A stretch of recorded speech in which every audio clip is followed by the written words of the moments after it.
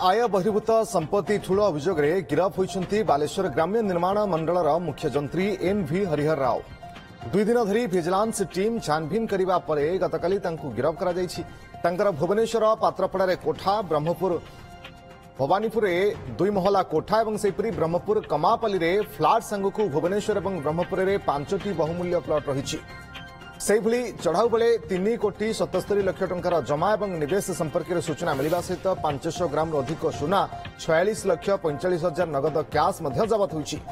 अन्य 3टी बेनामी फ्लाट संपर्क में भिजिलांस तदंत जारी रखी। हरिहर राव आयर 177% अधिक कमाई सूचना देते भिजिलांस एसपी।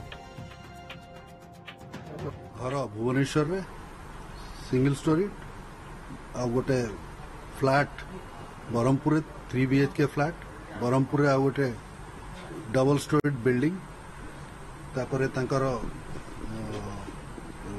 डिपोजिट्स अराउंड 3 कोटी 77 lakh bank deposits postal investment इन शेयर म्यूचुअल फंड आउ तांकर 510 ग्राम सुना और घर करण जिनस 15 लाख एवं 5 गोटी प्लॉट भुवनेश्वर एवं ब्रह्मपुर रे मूल्यवान प्लॉट भुवनेश्वर और ब्रह्मपुर रे आमे पाई 5 गोटी से आधार रे आमे सेटा को देखला परे विभिन्न सूत्ररु इनफॉरमेशन आनी वेरीफाई कला परे तांको विरुद्ध रे आमे आज केस रुजु करिचु।